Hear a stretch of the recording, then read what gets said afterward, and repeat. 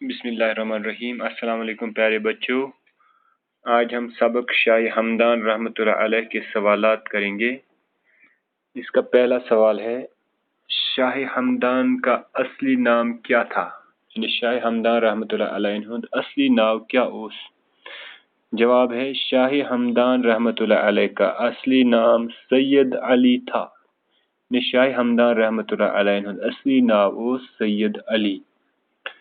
دوسرا سوال ہے، شاہ ہمدان رحمۃ اللہ علیہ کہاں پیدا ہوئے؟ شاہ ہمدان رحمۃ اللہ علیہ کت زائے؟ اس کا جواب ہے، شاہ ہمدان رحمۃ اللہ علیہ ہمدان میں پیدا ہوئے۔